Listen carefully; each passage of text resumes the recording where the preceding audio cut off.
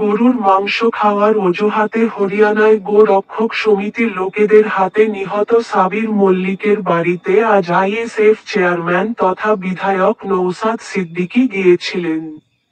সেখানে তিনি পরিবার পরিজনদের সঙ্গে কথা বলেন, সমবেদনা ও সহমর্মিতা জানিয়ে পরিবারের পাশে থাকার আশ্বাস দেন। পরে নৌসাদ সিদ্দিকী রাজ্য সরকারের কঠোর সমালোচনা করে বলেন, মুখ্যমন্ত্রী সব বিষয়েই তো মন্তব্য করেন, কিন্তু কয়েকদিন কেটে গেলেও এই গরিব মুসলমান যুবকটির জন্য তিনি কোন সমবেদনা জ্ঞাপন করেননি। ৩ লক্ষ টাকা দেওয়া হয়েছে শুনছি, কিন্তু টাকাটা কে দিলেন সেটা পরিষ্কার নয়। বোঝা যাচ্ছে সরকারের পক্ষ থেকে দেওয়া হয়নি। ওখানে পাওয়াই যায় না, তো কিভাবে পাবে? ওখানে গোমাংস ব্যান, ওখানে পাওয়া কিভাবে? যেটা ২৭ তারিখে হয়েছে, আজকে ২ তারিখ, এখনো পর্যন্ত আমার রাজ্যের মুখ্যমন্ত্রীর মুখ থেকে কোনো, তিনি এটাকে কন্ডেম করেছেন, তিনি এটা বিরোধিতা করেছেন বা পরিবারের পাশে আছে এই ধরনের কোনো স্টেটমেন্ট আমরা টুইট বা কোনো বক্তব্য শুনতে পেলাম। তুমি জানতে পেরেছি ৩ লাখ না কত টাকা দিচ্ছে। এটা কি সরকারি অনুদান না কোনো পার্টির বা কোনো ব্যক্তি অনুদান? আমরা চাই সরকার কি পদক্ষেপ নিচ্ছে, কারণ ওয়েস্ট বেঙ্গলের শ্রমিকরা ভিন্ন রাজ্যে গিয়ে আক্রান্ত হচ্ছে, মাইগ্রেন্ট লেবারে আক্রান্ত হচ্ছে। আমি বিধানসভায় আওয়াজ তুলেছিলাম, সেই জন্য মাইগ্রেন্ট লেবারদের জন্য আপনার বোর্ড আলাদা তৈরি হলো, সেই বোর্ডের চাকরি দেওয়ার কথা বলেছে, কিন্তু চাকরিটা কি আছে সেটাও জানতে হবে। কি চাকরি, ফুল টাইম দেবে কি পার্ট টাইম দেবেন কি সাময়িকভাবে দেবেন অস্থায়ী দেবেন, সেটাও এই কথাটা বলা ভুল হচ্ছে। আমাদের পশ্চিমবাংলা থেকে প্রায় ২১ লক্ষ পরিযায়ী শ্রমিক ভিন্ন রাজ্যে কাজ করছে, আর ভিন্ন রাজ্য থেকে পশ্চিমবাংলায় প্রায় ১.৫ কোটি মানুষ এসে কাজ করছে।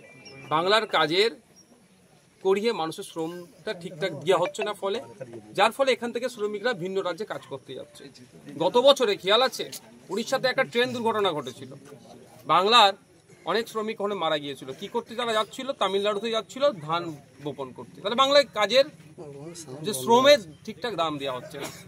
দুর্ভাগ্যের বিষয় আপনাদের বলি, এখন পর্যন্ত আমি জানতে ইচ্ছা করছে মিডিয়ার মাধ্যমে, আমি জানতে চাই যে শ্রম দপ্তর এই ঘটনার বিরুদ্ধে কি অ্যাকশন নিয়েছে। রাজ্যের পক্ষ থেকে প্রশাসনের কোনো টিম কি হরিয়ানাতে এখনো গিয়েছে তদারকি করার জন্য? আমি আরো জানতে চাই যে এই কেসটা হবে, এই কেসের তদারকি করার জন্য যে আর্থিক যে অর্থটা খরচ হবে সেটা কি সরকার বহন করবে? কারণ আফরাজুলের কথা ভুলে যাচ্ছি না, বাঁকুড়ার হেমন্তর কথা আমরা ভুলে যাচ্ছি না। কেরলেতে বাঁকুড়ার হেমন্তকে পিটিয়ে মেরেছিল। আমরা খোঁজ নিয়েছি, আফরাজুল থেকে শুরু করে বিভিন্ন ক্ষেত্রে অনেক সময় অনেকে মায়া কান্না কাঁদে, কিন্তু মামলাটা দিনের শেষে আফরাজুলের পরিবারকেই লড়তে হচ্ছে, হেমন্তর পরিবারকেই লড়তে হচ্ছে। তো এই মামলা লড়ার খরচটা কে দেবে? আমি শুনলাম, তা পেপারের মাধ্যমে জানতে পেরেছি ৩ লাখ না কত টাকা দিচ্ছে।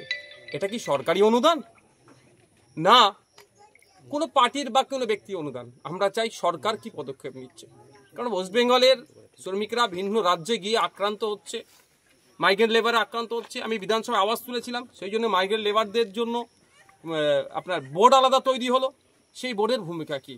উড়িষ্যা, মহারাষ্ট্র, উত্তরপ্রদেশ, কর্ণাটকা বিভিন্ন জায়গায় যেভাবে শ্রমিকরা আক্রান্ত হচ্ছে, এই সমাধান তাদেরকে দেখতে পাচ্ছি না। শুধু লাশের কাছে এসে একটা দুটো ছবি তুলতে দেখতে পাচ্ছি। বোর্ড নিয়ে হবেটা কি?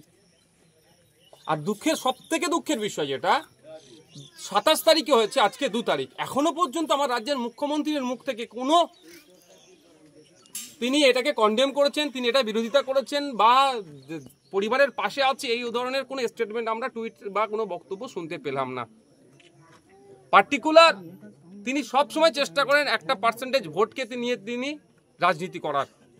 সেই সমাজের পক্ষ থেকে যখন একজন মারা যাচ্ছে, সেই আমি যে কোনো নাগরিকের ক্ষেত্রে বলবো মুখ্যমন্ত্রী এই বিষয়ে কন্ডেম করার দরকার ছিল।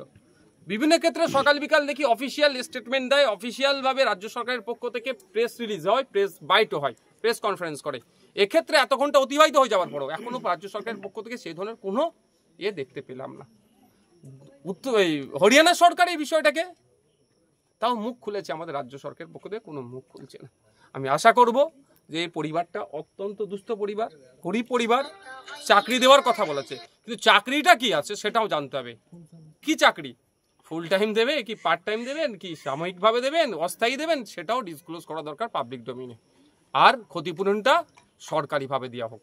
হরিয়ানা ওখানকার আইন আছে বলে উনি বলছেন, ওখানকার আইন আছে বলে উনি বলতে পারছেন, কিন্তু হরিয়ানার মুখ্যমন্ত্রী এটাও জানেন ভালো করে, যারা অ্যারেস্ট হয়েছে 7 জন মতো, তাদেরকে অ্যারেস্ট হয়েছে, হরিয়ানাতে অলরেডি গাই খাওয়া ব্যান আছে।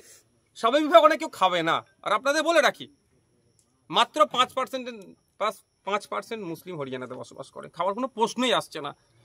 অভিযোগ তুলে হত্যা করা হলো, যেমন পেলুকে হয়েছিল, পেলু খানকে অভিযোগ ছিল, 1 লাখের অভিযোগ ছিল কি 1 লাখকে যে পিটিয়ে হত্যা করা হলো, যে ফ্রিজে নাকি গোমাংস আছে, কিন্তু পরবর্তীতে কি প্রমাণ হয়েছিল, ওই ধরনের কিছু ছিল না। এক্ষেত্রেও পরিবারের লোকজনের সাথে আপনি কথা বলুন, এই ধরনের ওদের কোনো গোমাংস ওখানে রান্নাই হয়নি, কারণ ওখানে পাওয়াই যায় না, তো কিভাবে পাবে? ওখানে গোমাংস পাওয়া যায় হরিয়ানাতে না। তো গোমাংস ব্যান, ওখানে পাওয়া কিভাবে? শুধুমাত্র খোঁজ নিয়ে দেখুন, এর ভিতরে একটা গভীর ষড়যন্ত্র কাজ করছে। সামনে হরিয়ানাতে ইলেকশন আছে, কোনো এক রাজনৈতিক দলের যারা শাসকে আছে তাদের অসুবিধা হচ্ছে, তাই বাইনারি পলিটিক্স আবার তৈরি করতে হবে, এই করছে, আর আমাদের মধ্যে বিভেদ তৈরি করছে। আমরা